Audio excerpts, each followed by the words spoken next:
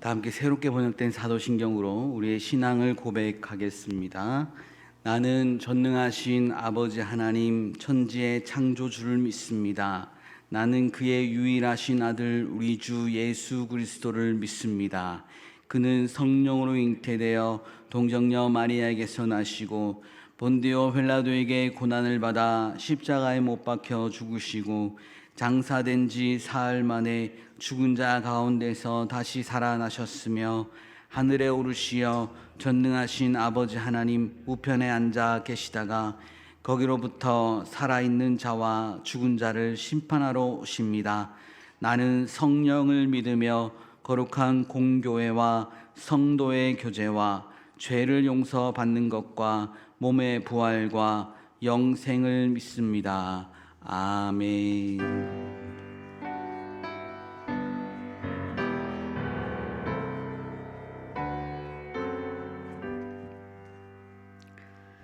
사랑과 은혜가 풍성하신 하나님 아버지, 만물의 창조주시며 저희의 생사화복을 주관하시는 주님의 크신 이름을 찬양합니다.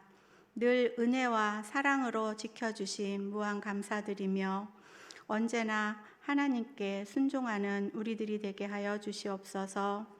하나님 아버지, 항상 감사하며 살기를 원하지만 작은 어려움에도 불평하고 염려하며 살아가고 있음을 고백합니다. 주님의 뜻을 따라 살기보다는 세상에 휩쓸려 살아가는 저희의 어리석음을 용서하여 주시옵소서.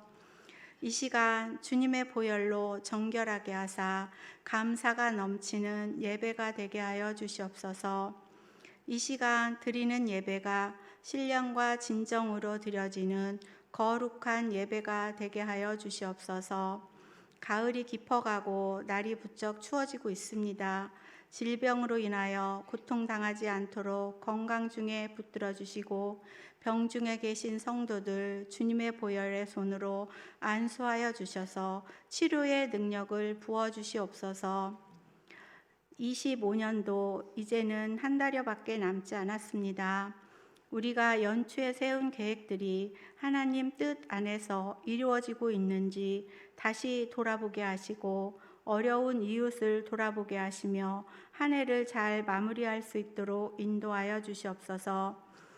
하나님 아버지, 새로운 일꾼들을 많이 보내주시어 각 부서마다 일꾼들이 넘쳐나게 하시고 26년을 준비하는 부서들이 하나님의 일을 하는데 어려움이 없도록 협력하여 선을 이루게 하여 주시옵소서. 하나님, 이 시간 말씀을 선포하시는 목사님, 성령의 능력을 더하사 선포되어지는 말씀이 저희의 심령을 적시어 생명수가 되게 하여 주시고 예배를 위하여 수고하시는 모든 손길 주님 기억하시고 마치는 시간까지 함께하여 주시길 원하며 예수님의 이름으로 감사하며 기도드리옵나이다.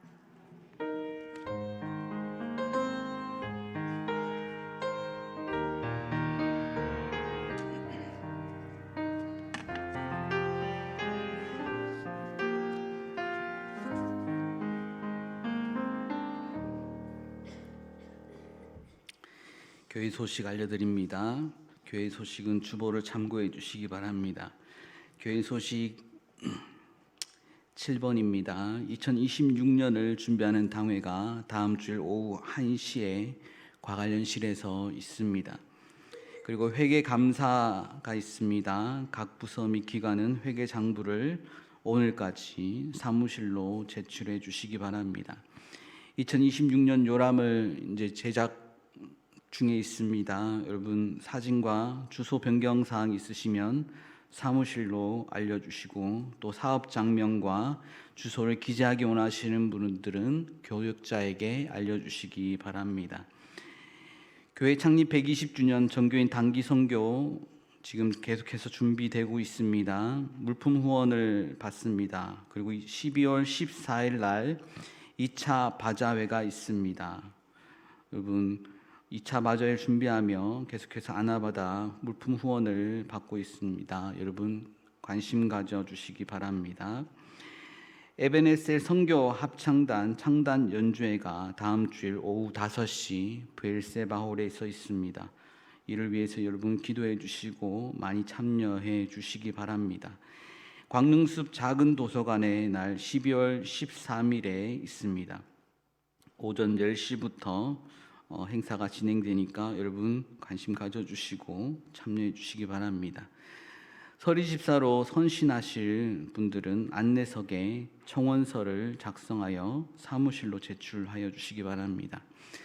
내년 교사 모집을 계속하고 있습니다. 여러분 교사가 많이 부족합니다. 우리 아이들을 가르칠, 섬길 우리 교사 선생님들 우리 환영하고 있으니까 많이 지원해 주시기 바랍니다.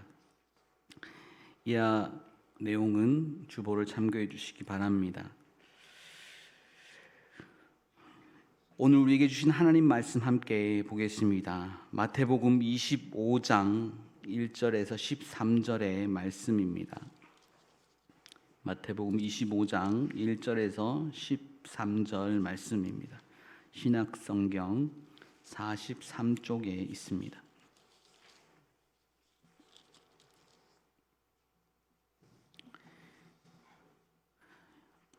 교독으로 봉독하겠습니다. 제가 먼저 읽겠습니다. 그때에 천국은 마치 등을 들고 신랑을 맞으러 나간 열 처녀와 같다 하리니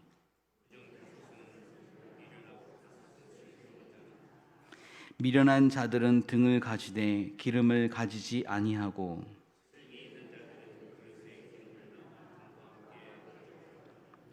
신랑이 더디 오므로 다 졸며 잘세.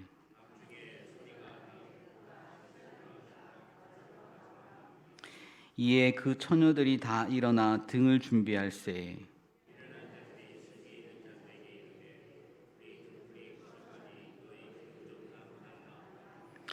슬기 있는 자들이 대답하여 이르되 우리와 너희가 쓰기에 다 부족할까 하노니 차라리 파는 자들에게 가서 너희 쓸 것을 사라 하니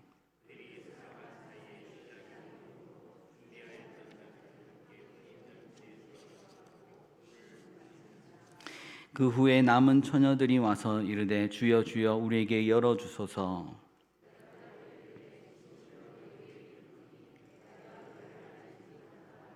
함께 읽습니다. 그런즉 깨어있으라 너희는 그 날과 그때를 알지 못하느니라. 아멘.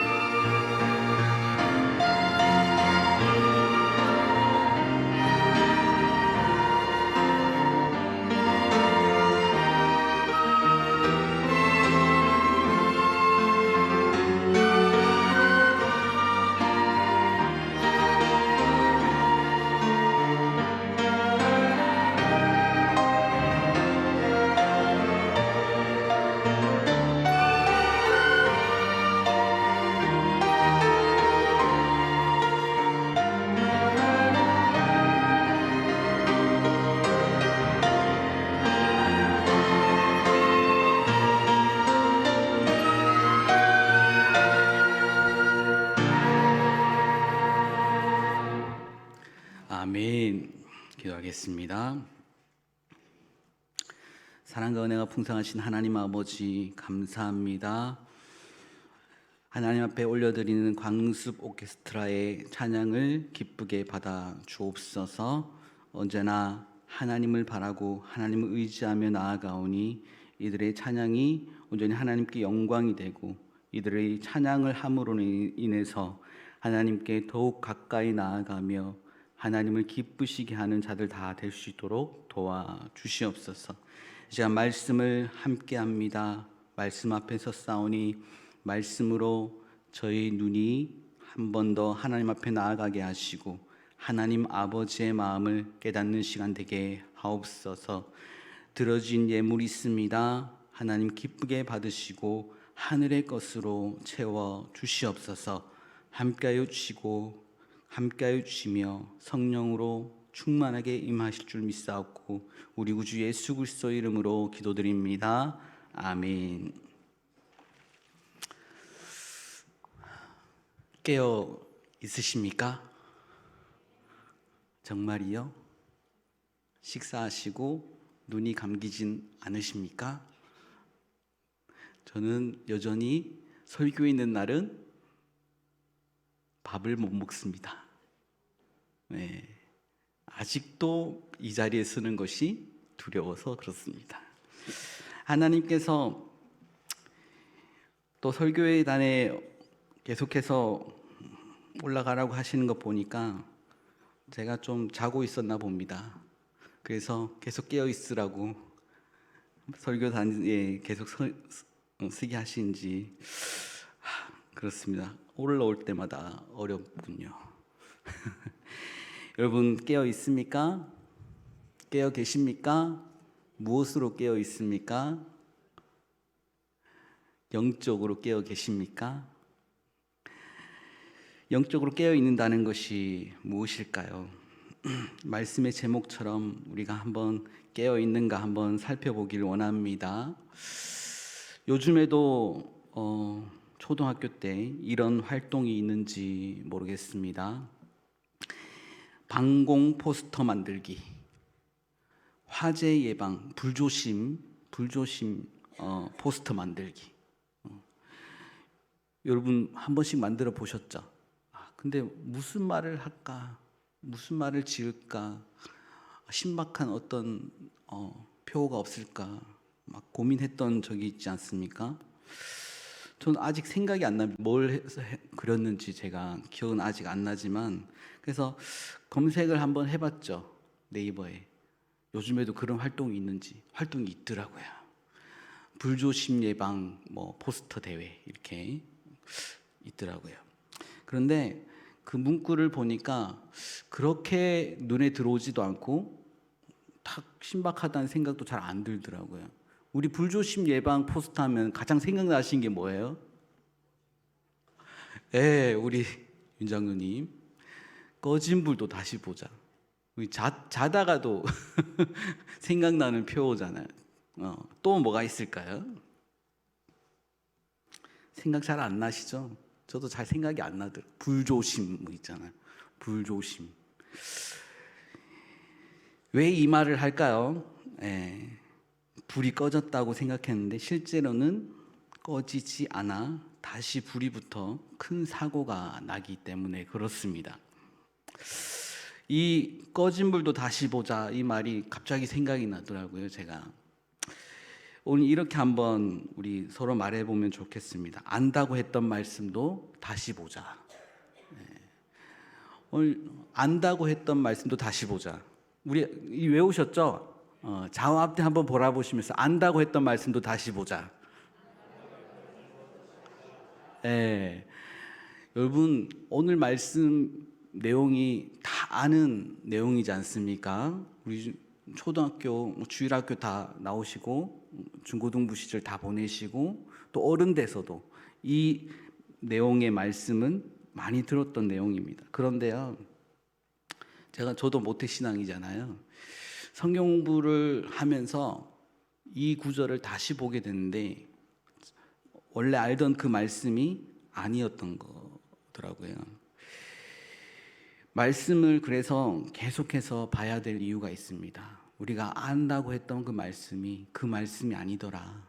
하나님이 의도했던 그 말씀이 아니더라는 것이죠. 그래서 안다고 했던 말씀도 우리는 다시 보고 계속해서 복습해야 그 마음을, 하나님 아버지의 마음을 더 깊이 있게 볼 수 있을 것입니다.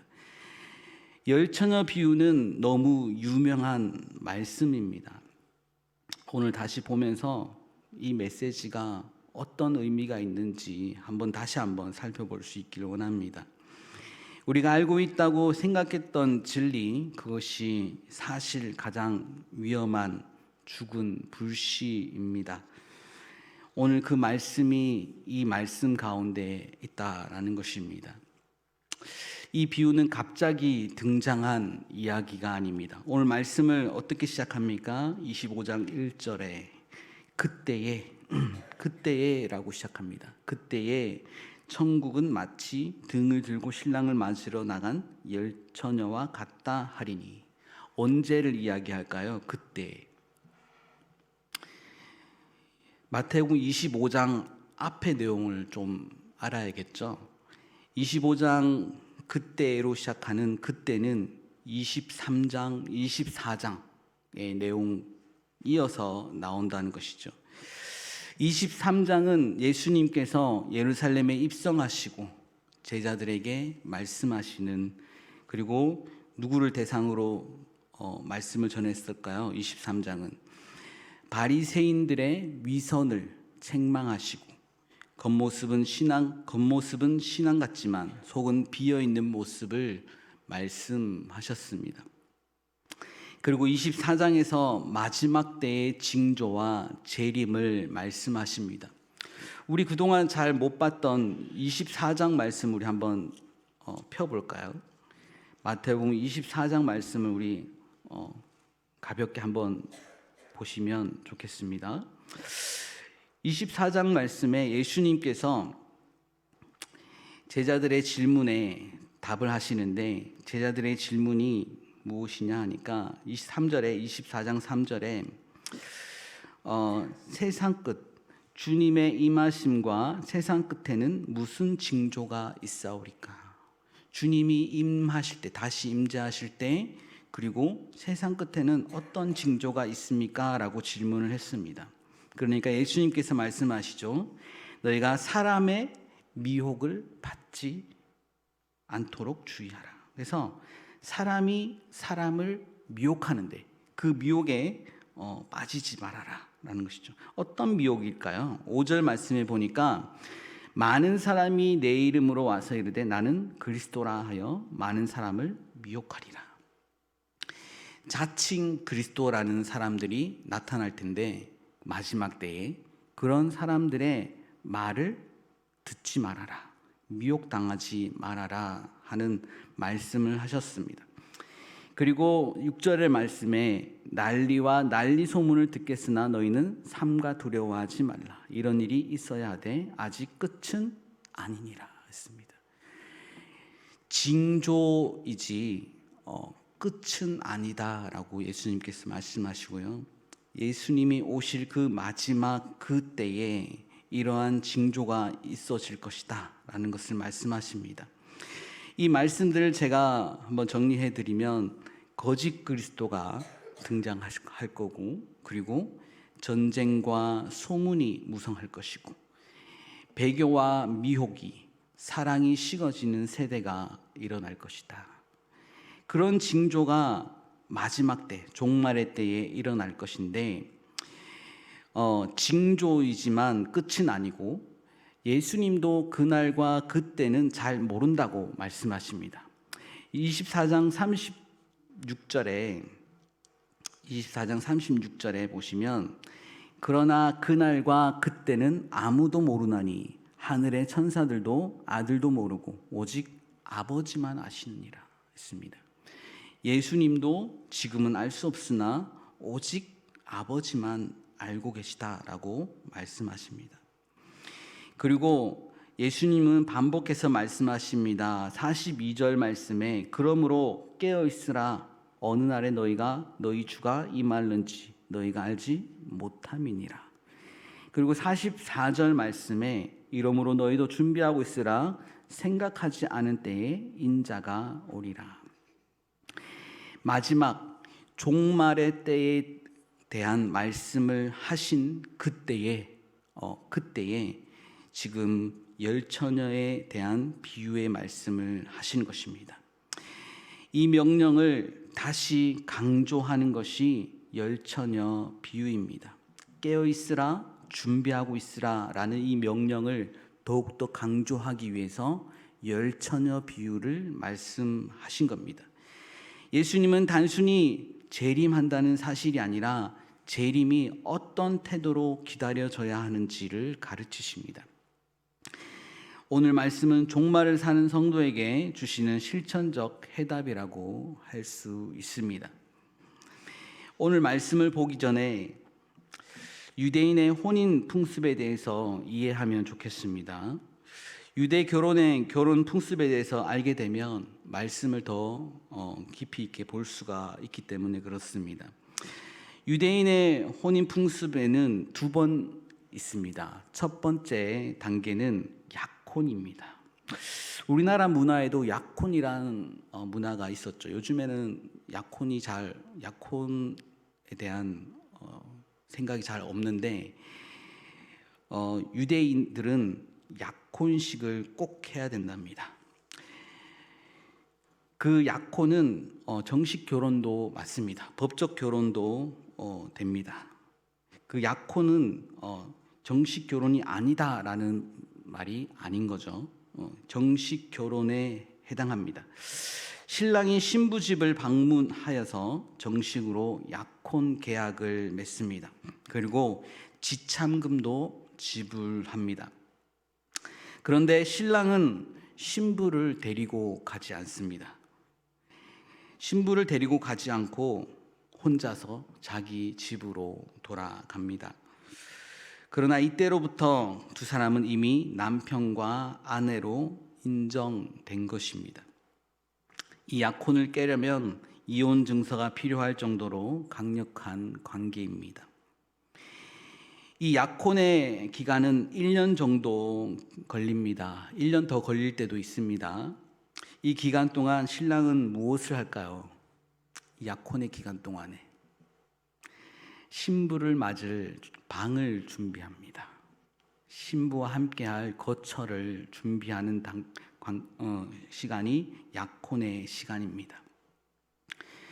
자, 신랑이 이제 거처를 준비하게 되면 두 번째 단계가 이루어집니다. 약혼 기간 동안 신랑은 신부와 함께할 거처를 마련하게 됩니다. 예수님께서 요한복음에서 제자들과 고별 설교 후에 이렇게 말씀하셨습니다. 요한복음 14장 2절 말씀에 내가 너희를 위하여 처소를 예비하러 가노니 하고 말씀하셨습니다. 그것은 예수님이 지금은 가지만 다시 오실 것이라는 말씀을 하시고 너희들과 함께 거할 처소를 예비하러 가겠다라고 말씀하신 것입니다. 그와 마찬가지로 신랑은 신부를 데리고 올 거처를 마련한 의무가 있었다는 것입니다. 거처 마련이 끝나면 신랑은 함께 사는 결혼식을 위해 신부를 데리러 갑니다. 그런데 신랑이 거처가 준비되었다는 것을 허락받아야 합니다. 그 허락은 아버지에게 있습니다. 아버지는 아들이 거처가 준비되었다라고 평가가 되면 아들에게 신부를 데려올 수 있도록 허락을 합니다. 허락이 된 아들의 마음은 어떠했을까요? 여러분, 1년의 시간이 굉장히 긴 시간이었지 않을까요? 야곱은 진짜 대단한 사람입니다, 여러분. 그 아내 둘을 얻기 위해서 몇 년을 고생했습니까? 총 14년 7일을 고생을 한 사람이 야곱이죠. 이 신랑이 신부를 데려오기 위해서 얼마나 열심히 일을 했을까요? 거처를 준비하기 위해서. 요즘에는요, 집 하나 얻으려면 덜어줬어요. 그에 비하면 저는 참 감사한 일입니다. 사택이 있잖아요. 이제 아버지가 허락을 했습니다. 그 아들은 신부를 데려오려고 정말 바쁘게 갑니다. 한밤이라도 그 신부를 데리러 갑니다. 신랑이 올 것을 기다린 그 마을 사람들은 나팔을 불며 신랑을 맞이하게 됩니다. 그리고 신부의 친구들은 횃불을 들고 신랑을 맞이하러 나갑니다. 그 후 혼인잔치로 들어가게 됩니다. 문이 닫히면 더 이상 들어갈 수 없게 됩니다. 오늘 말씀 25장 6절 말씀에 밤중에 소리가 나되 보라 신랑이로다 맞으러 나오라 하매, 밤중에 신랑이 신부에게로 왔습니다. 큰 소리로 외칩니다. 신랑이로다 맞으러 나오라. 이때 나와야 됩니다. 이때 나와야 됩니다. 밤중에라도 나올 수 있도록 어떻게 됩니까? 준비되어 있어야 된다는 거죠. 준비되어 있어야 됩니다. 예수님이 다시 오실 때도 이와 같음을 말씀합니다. 예측이 아니라 준비가 핵심입니다. 오늘 말씀 다시 한번 봅니다. 천국은 마치 열처녀와 같다라고 말씀하고 있습니다.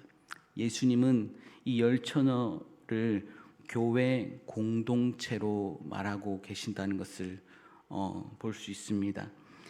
예수님은 외인, 불신자를 말하지 않으시고 교회 공동체 안에 있는 공동체인들을 얘기합니다. 10명 모두 신랑을 기다리고 있었기 때문에 그렇습니다. 즉 모두 성도라는 외형을 가진 사람들입니다. 모두 등불이 있었고 등이 있었고 그리고 등불을 켜고 있었습니다. 신랑을 기다리고 있었고 같은 자리에 있었습니다. 그리고 5절 말씀에 그 등을 가진 신부들에 대해서 평가를 합니다. 5절 말씀에 그 신부들이 어떻게 하고 있었다고 얘기합니까? 신랑이 더디 옴으로 다 졸며 잘세. 졸고 자는 게 여러분 좋은 겁니까? 나쁜 겁니까? 부정적인 이야기는 아닙니다. 여기서는 우리 주일학교 때 들었던 말씀이 참 머릿속에 많이 남아 있어요. 조는 것, 자는 것 굉장히 부정적인 이야기로 들려집니다. 그렇지만 지금 졸며 잘세 앞에 뭐가 들어 있습니까? 다 졸며 잘세. 지금 다 졸고 있지는 않습니다. 지금 다 졸며 잘세. 조는 것을 나쁘다고 평가하지 않는다는 것이죠. 지금 슬기로운 처녀나 미련한 처녀나 다 졸고 있었다는 것입니다. 그런데 차이점이 무엇입니까? 기름을 준비하고 있었냐, 준비하지 못했냐입니다. 준비는 하고 있었으나 모자랐다라는 것이죠. 자, 다시 말씀으로 가봅시다. 25장 3절 말씀에 미련한 자들은 등을 가지되, 등은 다 가지고 있었어요. 기름을 가지지 아니하고, 슬기 있는 자들은 그릇에 기름을 담아 등과 함께 가져갔더니, 지금 다 함께 등은 가지고 있었다라는 것입니다. 그런데 그 등에 기름을 채워 넣었냐 안 채워 넣었냐 그 차이였던 것이죠. 모두 신랑이 오실 것을 기다렸지만 자신들이 생각했던 시기에 오지 않았다는 것. 어떻게 보면 신랑은 이미 올 계획이 있었고 오는 것은 사실로 정해져 있었습니다. 그런데 처녀들은 어땠을까요? 이때쯤이면 와야 되는데 하는 그런 마음이 있었기 때문에 견디지 못하고 잤던 것 같습니다. 하지만 신랑의 때에 온 것입니다. 신랑의 때에. 기름의 의미가 무엇이었을까요? 기름의 의미는 본질적, 영적인 준비입니다.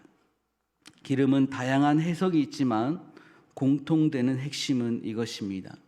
주님의 오심을 위해 지속적으로 자신을 돌보는 영적 준비입니다. 성령의 충만함과 말씀으로 채우는 것입니다. 항상 준비할 수 있어야 한다는 것은 일상 속에서 그렇게 되어 있어야 한다는 것입니다. 기름은 어떻게 해야 됩니까? 채워져 있어야 합니다. 기름은 빼앗기면 안 된다라는 것입니다. 지금 미련한 처녀들이 슬기로운 처녀들에게 요구를 합니다. 좀 나누어 주라 라고 요청을 했습니다. 그런데 이 슬기로운 처녀들이 나누어 주고 싶지 않았을까요? 나누어 주고 싶지 않았을까요? 한번 다시 한번 말씀을 보십시오. 7절 말씀을 보겠습니다.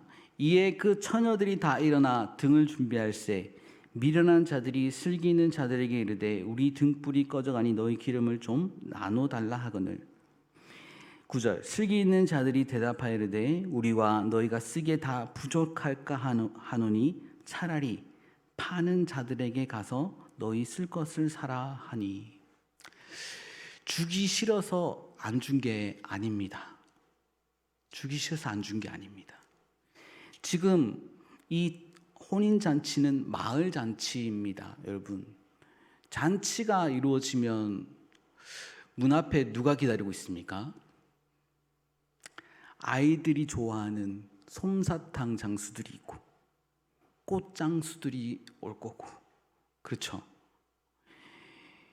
지금 마을 잔치를 벌이고 있기 때문에요, 기름을 파는 자들도 불을 켜고 기다리고 있었다라는 것입니다. 그래서 기름을 준비할 수 있도록 알려준 것이죠. 차라리 파는 자들에게 가서 너희 쓸 것을 사라 하니. 그런데 10절 말씀이 그들이 사러 간 사이에 신랑이 오므로 준비하였던 자들은 함께 혼인잔치에 들어가고 문은 닫힌지라 했습니다. 기름은 또 다른 의미로 보면 평소 신앙 습관입니다. 일상이라고 할 수 있죠. 일상. 신랑이 더디 온다고 우리는 생각할 수 있습니다. 그러나 신랑은 신랑의 시간에 온 것입니다.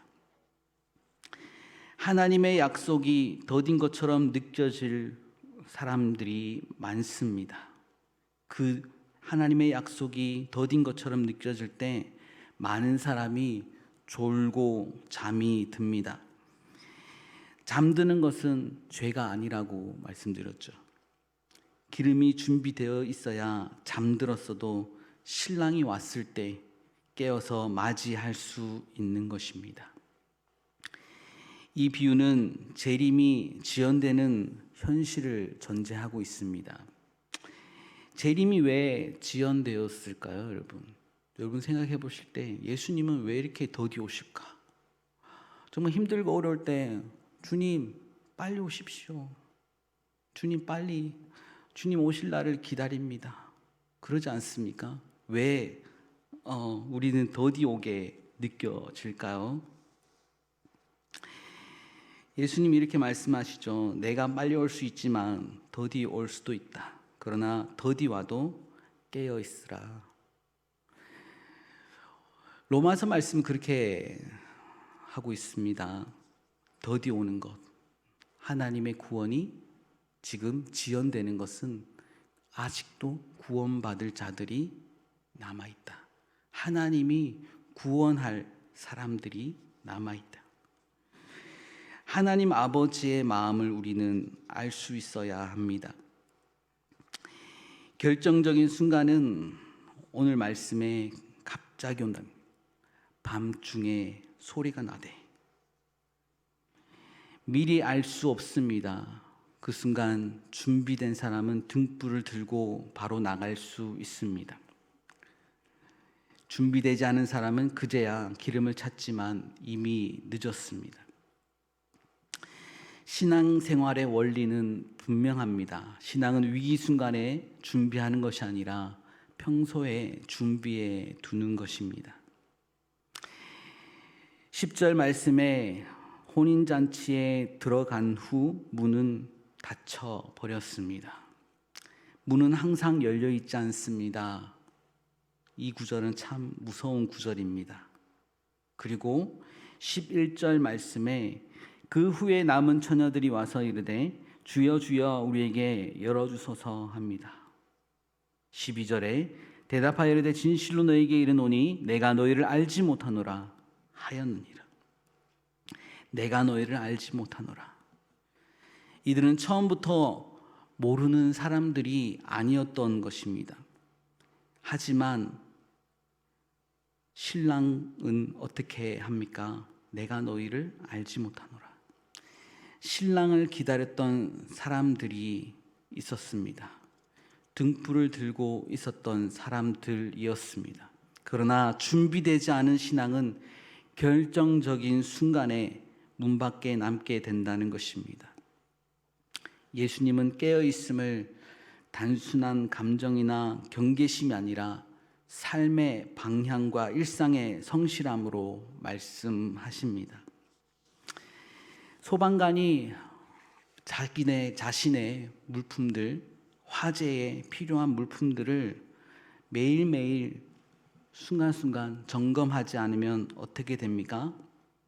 소방관이 매일 점검해야 될 것은 산소통과 장갑과 호스와 헬멧입니다. 대부분 평소에는 필요가 없습니다. 그러나 단 하루 화재가 터지면 그동안의 준비가 생명을 살립니다. 오늘 영적 준비도 그렇습니다. 오늘 괜찮겠지 하는 마음으로 준비를 놓치면 결정적 순간에 우리의 믿음이 서 있지 못합니다. 우리 다시 한번 점검해 볼 수 있기 원합니다. 나는 깨어 있는가? 말씀으로 기름을 채우고 있는가? 득은 있지만 말씀 기름이 없으면 꺼지는 등입니다. 기도로 영혼의 산소를 공급하고 있는가? 기도는 위기 때만 하는 응급처치가 아니라 매일 해야 하는 호흡입니다. 성도의 인도하심에 민감히 반응하고 있는가? 깨어있는 사람은 하나님이 기뻐하시는 방향으로 우리의 시선을 돌리게 됩니다. 그리고 순종할 수 있게 됩니다. 우리는 예수님, 그 신랑 되신 예수님을 설렘으로 기다리고 있는가? 사랑은 기다림으로 드러납니다. 준비는 사랑의 증거입니다. 주님은 마지막 때의 징조를 알려주신 후 이 비유를 주신 것입니다. 깨어있으라는 말씀은 두려움의 메시지가 아니라 관계의 메시지이기 때문입니다. 준비된 신부는 신랑이 오는 것이 두렵지 않습니다. 기대와 설렘입니다. 또다시 질문해 봅니다. 나는 깨어 있는가? 저도 깨어나겠습니다. 너는 준비되어 있는가? 너의 영혼의 기름은 충분한가? 우리 자신에게 질문해 볼 수 있기 원합니다. 여러분, 말씀의 기름, 기도의 기름, 성령 인도하심의 기름, 날마다 기름을 준비하며 언제 오시든 신랑을 기쁨으로 맞이하는 준비된 성도, 깨어있는 교회가 되기를 축복합니다. 기도하겠습니다. 하나님 아버지 감사합니다. 이 시간에도 말씀으로 저희를 다시 한번 깨워주시니 감사합니다. 하나님, 우리는 항상 연약합니다. 육신의 연약함, 정말 환경에 무너질 수밖에 없는 연약함이 있습니다. 하나님, 오늘도 말씀으로 저희를 일깨우시니 감사합니다. 우리가 항상 준비되어진 모습으로 있기 원합니다. 주님 오실 길을 항상 예비하며 준비할 수 있는 기름을 준비하는 그런 성도 되게 하옵소서. 감사하며 예수님 이름으로 기도드립니다. 아멘. 우리 말씀 생각하며 주님 다시 오실 때까지 함께 찬송하겠습니다.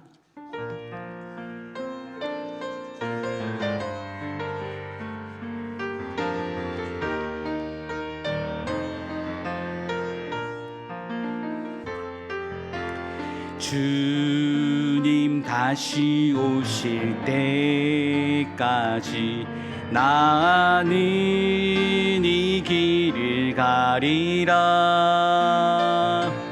좁은 문 좁은 길 나의 십자가 지고 나의 가는 이 길 끝에서 나는 주님을 보리라. 영광의 내 주님 나를 맞아 주시리. 주님 다시 오실 때까지 나는 일어나 달려가리라. 주의 영광 온 땅 덮을 때 나는 일어나 노래하리. 내 사모하는 주님 온 세상 구주시라. 내 사모하는 주님 영광의 왕이시라. 내 사모하는 주님 내 사모하는 주님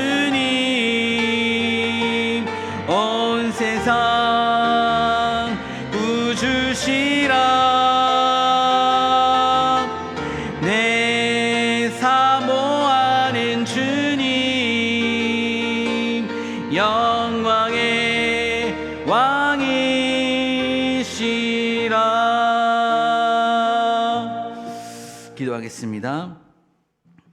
주님 오실 그날까지 항상 깨어 기도하며 깨어 말씀으로 나아가는 저희들 되기 원합니다. 하나님, 우리의 환경이 힘들고 어려울지라도 환경 바라보지 않게 하시고 사람 바라보지 않게 하시고 온전히 주님만 바라보며 나아갈 수 있는 저희 되게 하옵소서.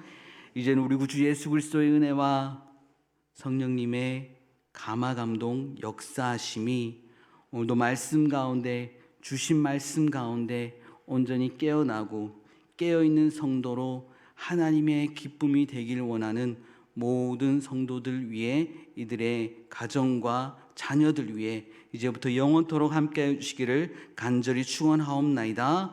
아멘.